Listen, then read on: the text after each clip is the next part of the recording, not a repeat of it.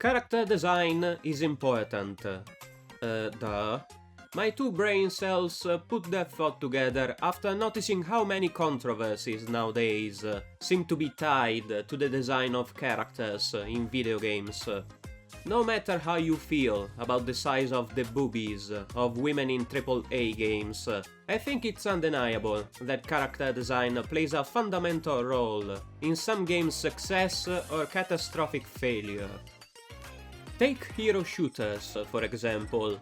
Here's how you save your game from crashing and burning after a month, or less.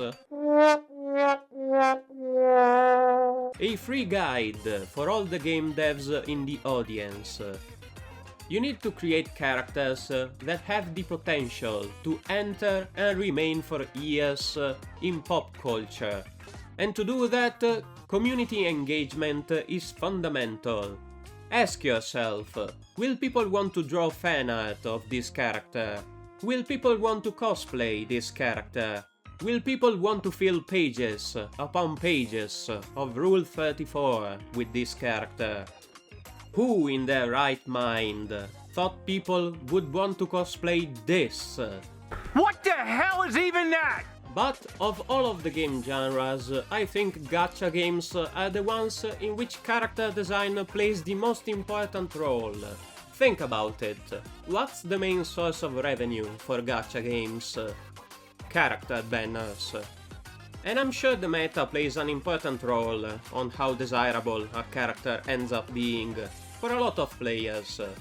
But just as important, if not more, are the looks and personality of the character. Things that, unlike the meta, are not temporary, and are the reason players get attached to a game's character. Meta is temporary, cuteness is forever. No other genre has such a strong monetary incentive to make its characters as visually appealing as possible. So you can be damn sure that the devs will put a lot of thought into how they look. And when it comes to character design, I think the game Blue Archive has nailed it. Which is one of the main reasons the game became such a huge success. I mean, it sure isn't the gameplay, let's be honest. But what makes Blue Archive's character design so good? Look at this interaction I had a while ago, and you might figure out where I'm going with this. Here's an anime girl. I have amazing artistic skills, I know. She could be anyone, be from anywhere. Where is she from? What game? What anime? Who knows? But look at the following trick. Add a weapon and a weirdly shaped halo, and bam! This is now without a doubt a Blue Archive character. These two elements make it so that Blue Archive characters can immediately, at a first glance, be identified as Blue Archive characters. Which is big in such a saturated market. As a gacha game developer, which you are not, unless you are, you want your characters to be easily recognizable, which is something a lot of gachas fail to do in my opinion. You want people to stumble across a random fan art while scrolling on Twitter and immediately think of the product you are selling. It's free publicity after all. It's so easy. Look, this character has a weapon, but not a halo. Not a Blue Archive character. This character has a halo, but not a weapon. Not a Blue Archive character. Except when she has a weapon. But now she doesn't have a halo anymore. So, still not a Blue Archive character. Easy, right? And if a character has both a weapon and a halo, it means it's a Blue Archive character. Actually, the gun isn't strictly necessary. While it helps to recognize a Blue Archive character, usually the halo is more than enough. After all, there is a lot of artwork in which the characters don't have a weapon, or anything at all sometimes. Not that I would know, I never goon. Keyword recognizable. At least I think that's the most appropriate word. I'm ESL after all. I see a lot of people make this mistake. oh, this design is really popular, I should copy it for my brand, so I will be really popular. But no, I think it's the opposite. It's by making your design distinct that you increase your chances of being noticed. As long as your design is appealing, mind you. I have seen a lot of designs that you could describe as unique, but also as total dog shit. What the fuck is this piece of shit? I see this especially in VTubing these days. For example, how many Gura-inspired VTubers have I seen these past few years? Too many is the answer. And if I immediately think about a different VTuber whenever I see you, that can't be good for your brand. It is a terrible way to market yourself. Maybe it works in some specific field, but in general, being easily recognizable is important. Another thing I really like about Blue Archive character design is just how flexible it is, which at first you don't expect. If I were to tell you that all the characters in the game are female high school students, well, the vast majority of them at least, you'd think the developers would be very limited in the type of look they can give to a character.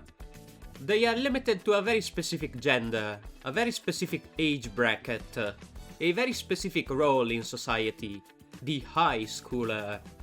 But this is not the case at all. This is where the wackiness of the game setting comes to the rescue. The city of Kivotos makes no fucking sense, probably by design, because that works in the devs' favor. In Kivotos you can have someone who totally looks like an office lady, but actually she's a high school student. Someone who looks like a maid, but actually she's a high school student. A nurse? Nope, high schooler. Oh, you thought they were train conductors? Well, yes, you're technically right, but they are also high schoolers. Does that make any sense? No, not really. Does that matter? No. Although the main story has some serious moments, the tone of the game is mostly light-hearted and comedic, so it gets away with having a setting that doesn't make logical sense the moment you stop to think about it for more than 5 seconds. Conventional wisdom says that your game should have a consistent style, a consistent theme. But Blue Archive disregards that and takes advantage of the sheer nonsense that is Kivotos, geographically and culturally, to throw in many different themes. For example, there are sci-fi themed designs, designs based on Japanese folklore, Soviet Union themed designs of all things, and much more. And this might sound like a bad idea at first. It's generally not considered good when two characters from the same game look as if they came out of two completely different games. But this is where we loop around and we talk about the halo and weapon again. You can always count on them to signal that these two characters do indeed come from the same universe, no matter how different they may look at a first glance. That is how, thanks to these two little details, the developers granted themselves a large degree of freedom when designing the characters, while at the same time making sure that no matter what, there's always immediately identifiable characteristics that make them fit naturally in the same universe, no matter how different the theme of their design might be, or even how different the art style might be, as different artists are working on the game, each one with a slightly different art style. The characters will always have something in common, easy to identify, tying them to the same universe. Genius. But I have a confession to make. You see, I'm no artist. This video doesn't come from the perspective of someone with artistic skills, as much as my previous drawing might have fooled you, but simply from a, how should I put this, Let's say I'm a passionate pixiv scroller who appreciates a well-designed anime character when I see one. If you think this makes my opinion less valuable, that's a valid point to make. But look at this, numbers don't lie. Blue Archive has been the #1 franchise for 6 consecutive comic hets. The sheer amount of doujins the fans are willing to produce about these characters is staggering. Even established manga authors have started producing artwork of these characters. If even professional artists think these characters are well designed, I think my thesis is very solid. What do you think?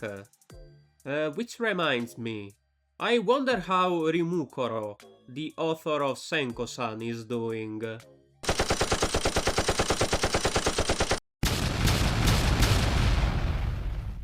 Holy shit.